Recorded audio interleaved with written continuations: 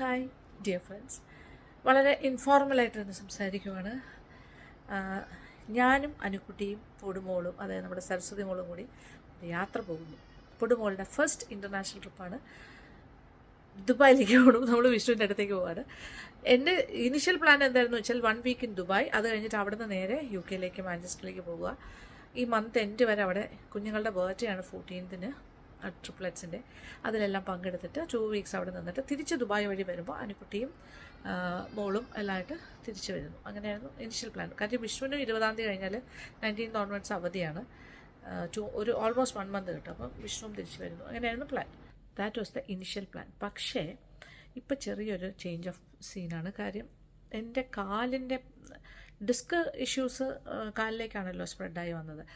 നടുവേദനയൊക്കെ മാറിയെങ്കിൽ എൻ്റെ കാലിലെ നംബ്നെസ് മാറിയിട്ടില്ല. അതിന് വേദനയുണ്ട്. നടക്കുമ്പോൾ എനിക്കൊരു ചെറിയൊരു ഡിഫറൻസ് ഉണ്ട് എൻ്റെ നടത്തയിൽ നിന്ന് ഡോക്ടർ, ഞാനൊരു MRI കൂടി എടുത്തു. ഇടയ്ക്ക് ഡോക്ടറെ പോയി കണ്ടു, ഓർത്തോ സർജനെ ശ്രീരഞ്ജിത്ത് ഉണ്ണികൃഷ്ണൻ. അപ്പോൾ അദ്ദേഹം പറഞ്ഞു എൻ്റെ നടത്തയിലൊരു മാറ്റമുണ്ട്, നേരത്തെ ഉള്ളതിനെക്കാട്ടിലും മോശമായിരിക്കുകയാണ് നടത്തം എന്നാണ് പറഞ്ഞത്. അപ്പോൾ കാലിന് നെർവിന് എന്തോ ഒരു ഇമ്പയർമെൻറ്റ് സംഭവിച്ചതുപോലെ ഒരു തോന്നൽ. ഇതിങ്ങനെ വെച്ചുകൊണ്ടിരുന്നാൽ കൂടുതൽ വഷളാകും. അപ്പോൾ എന്തായാലും സർജറി ആണ് ഓപ്റ്റ് ചെയ്യേണ്ടത്. ഇനി കൂടുതൽ കാര്യങ്ങൾ 3 മാസം കഴിഞ്ഞു. ഇപ്പോൾ 80% മാറേണ്ടതാണ്. ബാക്ക് പെയിൻ ഒക്കെ പോയെങ്കിലും കാലിൻ്റെ വേദന പോയിട്ടില്ല. കാലിൻ്റെ പാദത്തിലൊരു 3 ഫിംഗറും അതിൻ്റെ അടിഭാഗവും ഒക്കെ നമ്പായിട്ടിരിക്കുകയാണ്. ഒരു ഓൾമോസ്റ്റ് 3/4 നമ്പാണ്.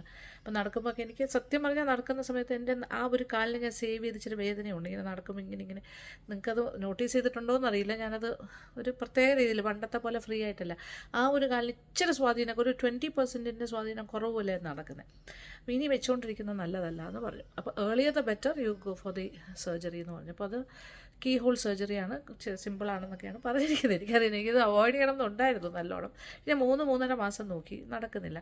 എല്ലാ രീതിയിലും ട്രസ്റ്റ് എടുത്തു, എല്ലാം ചെയ്തു, പക്ഷെ പറ്റിയില്ല. അതുകൊണ്ട് ദുബായ് പോയിട്ട് തിരിച്ച് പെട്ടെന്ന് വരുന്നു. ദുബായിൽ പോകേണ്ടത് പ്രധാനപ്പെട്ട കാര്യമാണ്. അതും ക്യാൻസൽ ചെയ്യാൻ പറ്റാത്തൊരു കാര്യമായിരുന്നു. കാര്യം ഗോൾഡൻ വിസ കിട്ടുകയാണ് എനിക്ക്. അപ്പോൾ അതിൻ്റെ പേയ്മെൻറ്റ് കാര്യങ്ങളെല്ലാം കഴിഞ്ഞു, അതിൻ്റെ ഡേറ്റും ഫൈനലൈസ് ചെയ്തു. ഇനി ഞാനത് ഇപ്രാവശ്യം പോയില്ലെങ്കിൽ അത് ലാപ്സ് ആയാൽ പിന്നെ അത് കുറച്ച് ഡിഫിക്കൽട്ടായിരിക്കും പിന്നെ രണ്ടാമത് അത് സെറ്റ് ചെയ്യാനായിട്ട്. അപ്പോൾ അതുകൊണ്ട് ഒരു എന്താ പറയുക, ഒഴിവാക്കാൻ വയ്യാത്ത ഒരു യാത്രയാണിത്. അല്ലായിരുന്നെങ്കിൽ ഒരു പക്ഷേ എൻ്റെ സർജറി എല്ലാം കഴിഞ്ഞിട്ട് പിന്നീട് പോകത്തുള്ളായിരുന്നു. പക്ഷേ ഇത് പോകേണ്ടി വരുന്നു because of the golden visa. എങ്കിലും ഞങ്ങൾ ഒരാഴ്ച നിന്നിട്ട് ഞാൻ 9th രാത്രി തിരിച്ചു കയറി 10th മോർണിംഗ് എത്തും. Most probably 11th അഡ്മിറ്റായി 12th surgery ചെയ്യാമെന്നാണ് പറഞ്ഞിരിക്കുന്നത്. As planned. ആൻഡ് അപ്പോൾ ആ വിശേഷങ്ങളൊക്കെ ഞാൻ പിന്നെ പറയാം. ഇപ്പോൾ എന്തായാലും പോകുന്നതിൻ്റെ ഒരു സന്തോഷത. അപ്പോൾ എൻ്റെ കാലിൻ്റെ വേദനയൊക്കെ അങ്ങനെ തന്നെ, കാലിൻ്റെ വേദനയൊക്കെ അങ്ങനെ തുടരുന്നു. പ്രശ്നമാണ്. അതുകൊണ്ടാണ് സർജിക്കലി ഒരുപാട് പേര് ഒരുപാട് ഒറ്റമൂലികളും ആയുർവേദത്തിൻ്റെ കാര്യങ്ങളും ഒക്കെ പറയുന്നുണ്ടെങ്കിലും ഞാൻ ചെറിയ രീതിയിലൊക്കെ ആയുർവേദവും ഇടയ്ക്കൊന്ന് ട്രൈ ചെയ്ത് നോക്കി. പക്ഷെ അതൊന്നും നിൽക്കില്ല. നമ്മുടെ കേസിൽ അത് നിൽക്കില്ല. ഓരോ വ്യക്തികൾക്കും ഡിഫറെൻ്റ് ആയിട്ടല്ലേ വരുന്ന കാര്യങ്ങൾ. അപ്പോൾ നമുക്കിനി ഒരുപാട് യാത്രകൾ ചെയ്യാനുണ്ട്, ഒരുപാട് ഒറ്റയ്ക്ക് സഞ്ചരിക്കാനുണ്ട്, നടക്കാനുണ്ട്. അപ്പോൾ എനിക്ക് ഒരുപാട് കാര്യങ്ങൾ ചെയ്യാനില്ല. അപ്പോൾ ഞാൻ ഒരു കാല് കുറച്ചൊരു എന്താ പറയുക, പൂർണ്ണ ആരോഗ്യത്തോടെ അല്ല, കാലിനൊരു ചെറിയ സ്വാധീനക്കുറവെങ്കിലും വന്നു കഴിഞ്ഞാൽ അത് ബുദ്ധിമുട്ടാവും. എനിക്ക് ട്രാവൽ ചെയ്യുമ്പോൾ, ബാഗ് ക്യാരി ചെയ്യുമ്പോൾ, എനിക്ക് നടക്കുമ്പോൾ എൻ്റെ ഒരു കോൺഫിഡൻസ് ലെവൽ കുറഞ്ഞു പോകും. അതുകൊണ്ട് കൂടിയാണ് ഇത് ഡോക്ടർ അഡ്വൈസ് ചെയ്ത് ഇനി വേണ്ട, വെച്ചുകൊണ്ടിരിക്കുന്നത് ഡേഞ്ചറസ് ആണ്. ഓക്കെ, ഇഷ്ടമുണ്ടായിട്ടല്ലെങ്കിൽ ചെയ്തല്ലേ പറ്റുള്ളൂ, സിറ്റുവേഷൻ. അപ്പോൾ അതാണ് കാര്യം. ഓക്കെ, അപ്പോൾ എന്തായാലും സന്തോഷമുള്ള കാര്യത്തിനിടെ ആ കാര്യങ്ങളൊന്നും പറയുന്നില്ല, എല്ലാ സന്തോഷം തന്നെ. തിരിച്ചു വന്നിട്ട് ആ കാര്യങ്ങളിലേക്കൊക്കെ പോവാം. ഇപ്പോൾ ഈ ഒരു 1 വീക്ക് അടിച്ചു പൊളിക്കാൻ പോവാണ്. വിഷ്ണുമോനുണ്ട്, അനുക്കുട്ടിയുണ്ട്, സരസ്വതി മോളും കൂടെയുണ്ട്. അപ്പോൾ നമ്മൾ ദുബായിലേക്കാണ് വരുന്നത്. അവിടെയുള്ള നമ്മുടെ യൂട്യൂബ് ഫാമിലി മെമ്പേഴ്സ് ഒരുപാട് പേരുണ്ടെന്നറിയാം. കാണാൻ പറ്റുവാണെങ്കിൽ ആരെങ്കിലുമൊക്കെ എവിടെയെങ്കിലുമൊക്കെ വെച്ച് കാണാമായിരിക്കാം, അറിയില്ല.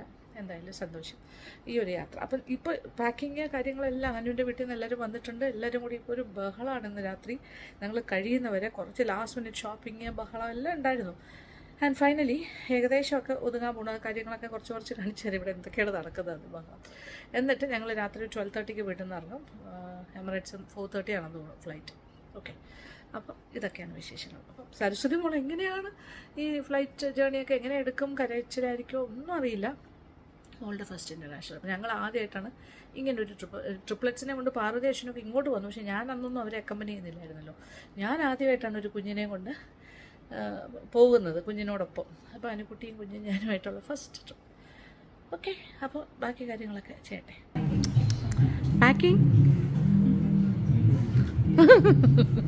പാക്കിംഗ് സെഷൻ നല്ല രീതിയിൽ പോകണം. കുഴപ്പമില്ല, നല്ല വിളിച്ചുണ്ട്. മോളെ ഉറക്കാനുള്ള ശ്രമത്തിലാണ്. ഓക്കെ, അത് അനുവിൻ്റെ സിസ്റ്ററിലോ ആണ് ആര്യ. സന്ധ്യ അവിടെ ഐശ്വര്യ ഒരു ഹലോ പറഞ്ഞോളൂ എല്ലാവരും. അമ്മ ഇത് സന്ധ്യ സ്മോള് ഇവിടെ. പാക്കിംഗ് ബാഗൊക്കെ മേളിൽ തന്നെ അല്ലേ അനു? എല്ലാം ഇങ്ങനെ താഴെ വന്നില്ലല്ലോ, ബാഗ്സൊക്കെ മേളിലല്ലേ? ഞാൻ ഇവിടെ നിന്ന് 25 കിലോ അല്ലാതെ കൂടുതൽ കൊണ്ടുവന്നുണ്ടോ എന്ന് എനിക്ക് സംശയം. എനിക്ക് കുറേ ക്ലോത്ത്സ് വേണം. ദൈവമേ, ഇത് വെയിറ്റ് കൂടിയ പ്രശ്നം. എമിറേറ്റ്സിന് 25 ആണ് മാക്സിമം. പിങ്ക് ബാഗ് മാറ്റി ഇതാണ് ഇപ്പോഴത്തെ ചെറിയ ബാഗ്. ഇതൊന്നും കൊണ്ടുപോകുന്നില്ല. ഇതൊക്കെ വിഷ്ണു അവിടെ എക്സ്ട്രാ മേടിച്ച് വെച്ചിട്ടുണ്ട്. ടോമി ടിപ്പി എല്ലാം പാക്ക് ചെയ്ത് തളർന്ന് നിൽക്കുന്ന അനുമോളുടെ അവസ്ഥ. ഒരേ പാക്കിങ്. ഇപ്പം നമ്മൾ ആദ്യമായിട്ടല്ലേ കുഞ്ഞുമായിട്ടൊക്കെ ട്രാവൽ ചെയ്യുന്നത്, അപ്പോൾ അതിൻ്റേതായ ഒരു കാര്യങ്ങളൊക്കെ വരുന്നുണ്ടല്ലേ. എന്തൊക്കെയാണ് ഇത് കുഞ്ഞിൻ്റെ ചെക്ക് ലിസ്റ്റ് ഉണ്ടാക്കിയാണ് എടുക്കുന്നത്. ഇത് നോക്കി, ഇത് കുഞ്ഞിൻ്റെ നോർമൽ ബാഗാണ്. ഇങ്ങനെ പള്ളിയിൽ പോകുമ്പോൾ കുഞ്ഞിൻ്റെ നാപ്പി ബാഗ് അത് മാറ്റിയത്. ഇപ്പോൾ ഇത് കുഞ്ഞിന് വേണ്ടിയുള്ള സ്പെഷ്യൽ ബാഗ്, അവൻ്റെ ബോട്ടിൽസ്, അവൻ്റെ ഫീഡിങ് കാര്യങ്ങൾ. ഇത് പുതിയ bag, that is backpack. അതിൻ്റെ ബാക്കിൽ ഇങ്ങനെ എളുപ്പം. ഓക്കെ, അത് ക്യാരി ചെയ്യണം, അത് പാടാ. ഇതാവുമ്പോൾ കുഴപ്പമില്ല. ഡ്രസ്സസ് അങ്ങനത്തെ കുറേ കാര്യങ്ങൾ. അത്യാവശ്യം ഉണ്ടെങ്കിലും ഓക്കെ. ഈ പാരസെറ്റമോൾ, കുറച്ച് മെഡിസിൻസ്, കുറച്ച് നാപ്പി എടുത്തുള്ളൂ. ഓക്കെ, കുറച്ച് നാപ്പി വേറെ മേടിച്ചിട്ടുണ്ട്. നാപ്പീസ് എല്ലാം ബാക്കിയെല്ലാം എടുത്തു. ഫോർമുലാസ്, ബോട്ടിൽസ്, സ്റ്റെറിലൈസറൊക്കെ അവിടെ മേടിച്ച് വെച്ചിട്ടുണ്ട് വിഷ്ണു. ടോമി ടിപ്പറും അത് ടോമി ടിപ്പിയും വാങ്ങിച്ചു, എല്ലാം മേടിച്ചിട്ടുണ്ട്. ബാക്കിയെല്ലാം ഓക്കെ. അങ്ങനെ പുടുമോളുടെ ഫസ്റ്റ് ഇൻ്റർനാഷണൽ ട്രിപ്പിന് വേണ്ടിയുള്ള തയ്യാറെടുപ്പുകൾ നടക്കും. യെസ്, എല്ലാവരും അങ്ങോട്ടും ഇങ്ങോട്ടും നടക്കുകയാണ്. All busy people. ഇതിനകത്താണ് ഇനി പൊടി എടുത്തിട്ട് തട്ടി വയ്ക്കാൻ പോണേ. Formula okay. എന്തൊക്കെയല്ലേ. അങ്ങനെ ഓരോ സൈഡായിട്ട് ഇങ്ങനെ ക്ലിയർ ചെയ്തുകൊണ്ടിരിക്കുകയാണ്. ഇപ്പോൾ കുഞ്ഞിൻ്റെ ബാഗ്, അപ്പം പൊടിമോളുടെ റെഡി ആയിക്കൊണ്ടിരിക്കും. എൻ്റെ ബാഗ് ഏകദേശം 18 കിലോയേ ഉള്ളൂ. സമാധാനമായി. ശരി, ഞാൻ എൻ്റെ ഹെയർ ഡ്രയർ ഇത് ലൈറ്റ് വെയിറ്റ് ആണ്, അതുകൊണ്ട് ഇത് എടുക്കുന്നുള്ളൂ. എനിക്കും അതിനും കോമൺ ആയിട്ട് അത് യൂസ് ചെയ്യാം, കുഴപ്പമില്ല. എനിക്ക് സാരിയൊക്കെ ആവശ്യമുണ്ട് അവിടെ പോകുമ്പോൾ, അതുകൊണ്ടാണ് സാരി അങ്ങനത്തെ കാര്യങ്ങളും ഉണ്ട്. നെയിൽ പോളിഷ് എല്ലാം മാറ്റിയിട്ടു.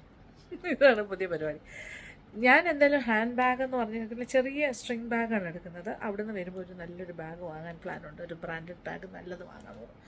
അപ്പോൾ അത് തിരിച്ചു വരുമ്പോൾ കൊണ്ടുവരാം. ഓക്കെ, എന്തൊക്കെയല്ലേ. അയ്യോ ദൈവമേ, ഭയങ്കര പ്ലാനിങ് ആണ് കേട്ടോ. ആകെ 8 ദിവസത്തേക്കാണ് പോണേ. തിരിച്ച് വന്നിട്ടാണെങ്കിലോ, ഞാൻ പറഞ്ഞല്ലോ, തിരിച്ച് വന്നിട്ട് കാര്യങ്ങളുണ്ട്. ഓക്കെ, അങ്ങോട്ടും ഇങ്ങോട്ടുമൊക്കെ നടന്നുകൊണ്ടിരിക്കുകയാണ്. ബാഗ് പാക്കിങ്, ആൾക്കാർ അങ്ങോട്ടും ഇങ്ങോട്ടും എല്ലാ വീട് നിറച്ച ആൾക്കാരുണ്ട് കേട്ടോ. എല്ലാവരും കൂടി ഹെൽപ്പ് ചെയ്യാനായിട്ട് വന്നിരിക്കുവാണ്. ഞാൻ ഡ്രസ്സ് ചെയ്ത് കഴിഞ്ഞു. എൻ്റെ കോട്ട് സെറ്റാണ് ഇട്ടിരിക്കുന്നത്. Okay, sling bag. ഓക്കെ, തൽക്കാലം മുടി ഇങ്ങനെ കെട്ടി വെച്ചിരിക്കുന്നു. അവിടെ എത്തിയിട്ട് വേണമെങ്കിൽ അയച്ചിടും.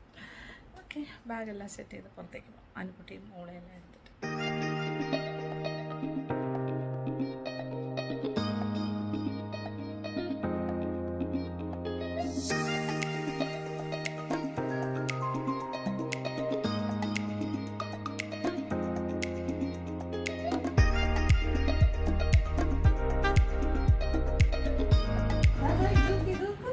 എല്ലാവരും കൂടി ചേർന്ന് നമ്മുടെ പുത്രിയെ അല്ലേ, സരസ്വതി മോളെ dress ചെയ്യിക്കുന്നു.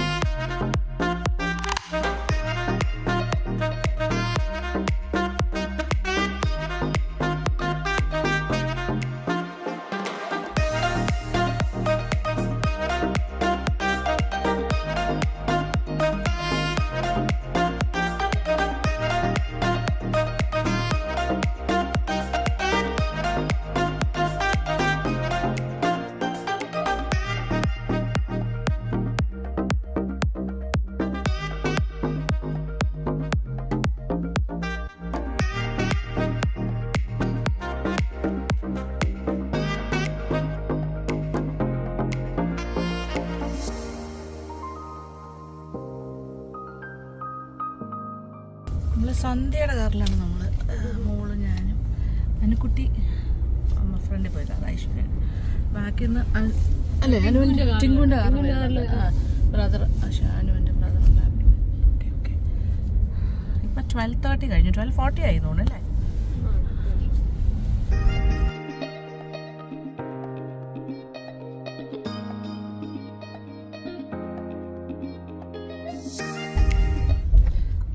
Trivandrum International Airport. Yes. Okay.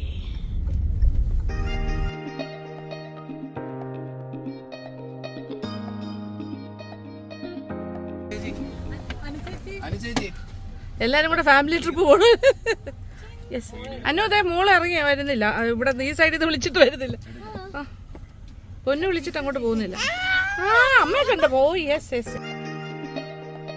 അപ്പോൾ എല്ലാവരോടും യാത്ര പറഞ്ഞ് നമ്മൾ പോകുന്നു. അനുവിൻ്റെ ബ്രദർ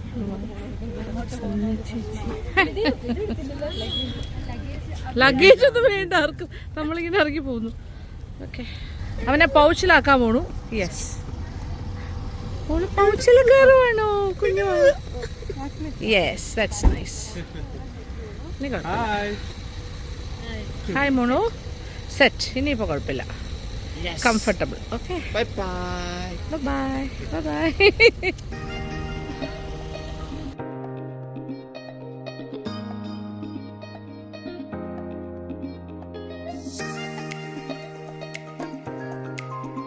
എവിടെ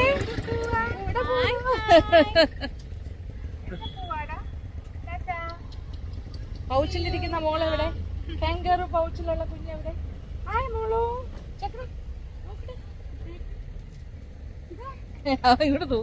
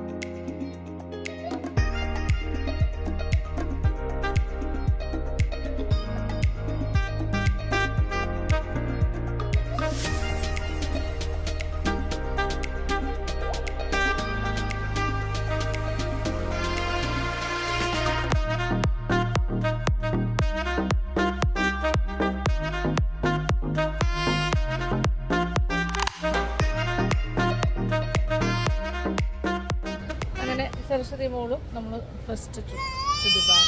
പാപ്പായെ കാണാൻ പോവാണ്. വിഷ്ണു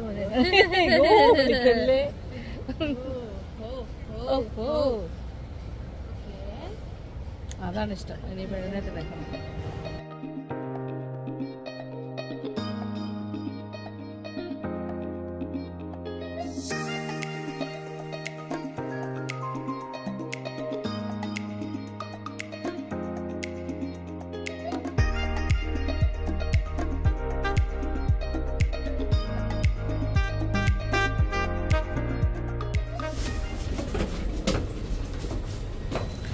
സെക്യൂരിറ്റി ചെക്ക് തന്നെ കയറുന്നു. ഓക്കെ.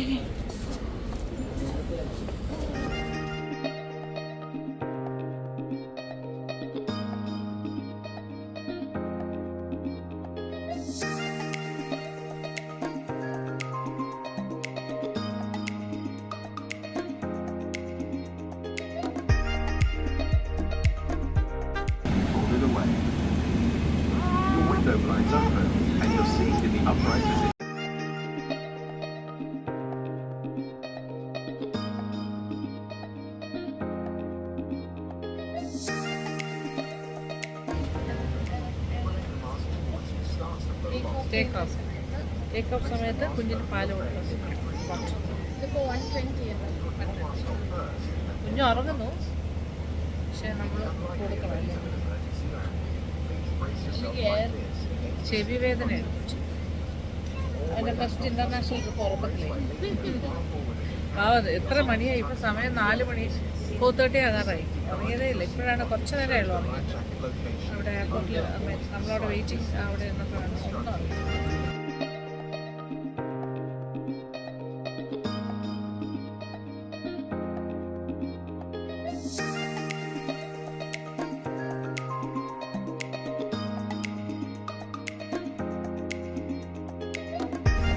Landed.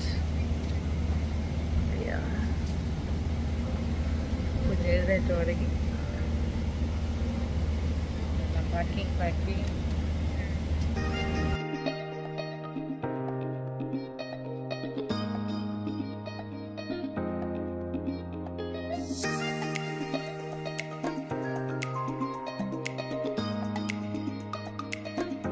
ഫൈനലി ഫ്ലൈറ്റിൽ നിന്ന് കുട്ടിയും ബൈ, താങ്ക് യു. ഞങ്ങൾ ലാസ്റ്റായിട്ടോ ഇറങ്ങിയത്. തിരക്കൊന്നുമില്ല. ഞങ്ങൾക്ക് സമാധാനമായിട്ട് ഇറങ്ങുന്നു.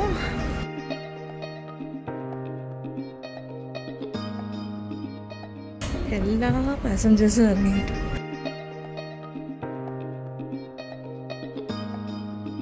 ഞങ്ങളുടെ ഫ്ലൈറ്റ് ഇവിടെ രാവിലെ 6:30 കഴിഞ്ഞതേ ഉള്ളൂ. ഇപ്പോഴാണ് ലാൻഡ് ചെയ്തത്. ഇവിടെ വിഷ്ണുമോൻ വെയിറ്റ് ചെയ്യുന്നുണ്ടോ? നമ്മുടെ ബാഗേജ് എല്ലാം ക്ലിയർ.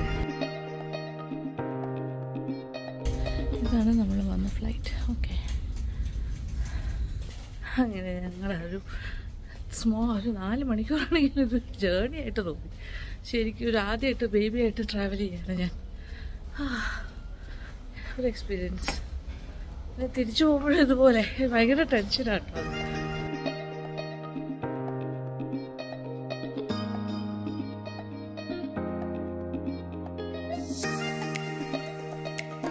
Baggage reclaim. ഓക്കെ, എക്സ്കലേറ്ററിൽ കയറാം.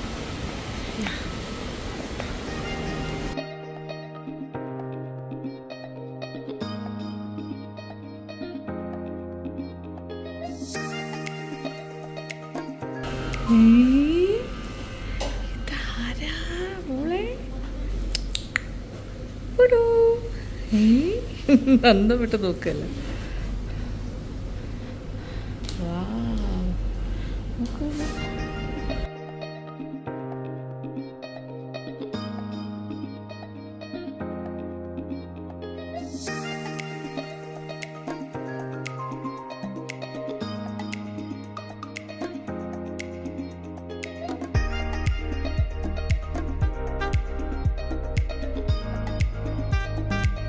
ചിൽഡ്രൻസ് പാസ്പോർട്ട് കൺട്രോൾ അത് കൊള്ളാം കേട്ടോ. നമുക്കപ്പോൾ അതുകൊണ്ട് ഫാസ്റ്റ് എൻട്രി.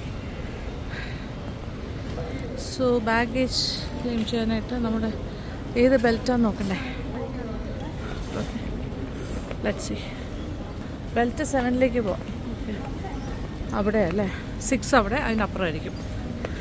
ഓഹോ, പറയാതിരിക്കാൻ പറ്റില്ലല്ലേ. Airport it's a magical world ഈ ദുബായ് എന്ന് പറഞ്ഞു.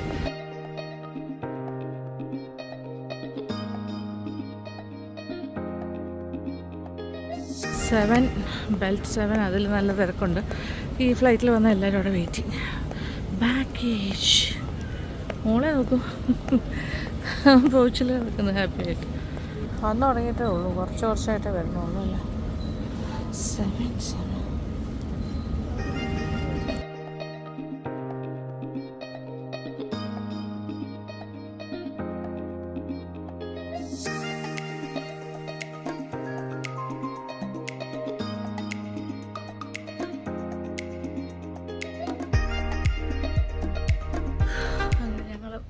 കുഞ്ഞിനെയൊക്കെ ഫ്രഷ് ആക്കിയിട്ട് മുന്നോട്ട് പോകുന്നു. ഹായ് ചക്കര ഫുള്ള് ഉണർന്നിരിക്കോ. So Vishnu is waiting outside. നമ്മുടെ എക്സിറ്റ് ചെയ്താനു okay. Oh yeah exit. Vishnu Ganesh ഇപ്പോൾ ദുബായിലാണ്. പാപ്പ കുഞ്ഞിന് മനസ്സിലായോ പാപ്പയെ കണ്ടപ്പോ? എവിടെ മോളെ ആര് വന്നു? എവിടെ വന്നു? പാപ്പനെ കണ്ടോ? അയ്യോ ഹായ് ഗണേഷ്. സർപ്രൈസ്. അടിപൊളി. ദുബായിലെത്തി പാപ്പനെ കാണാൻ. അതൊക്കെ ഇരിക്കും നോക്കൂ. അങ്ങനെ നമ്മുടെ സക്സസ്ഫുള്ളി കംപ്ലീറ്റഡ് ജേർണി.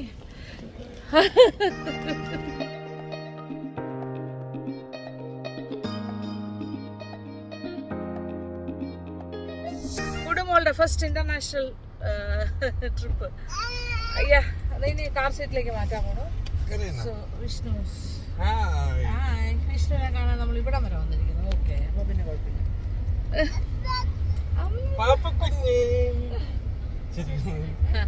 ഓക്കെ, അപ്പൊ കൂടുതൽ വിശേഷങ്ങളൊക്കെ കാണാൻ താങ്ക് യു സോ മച്ച്.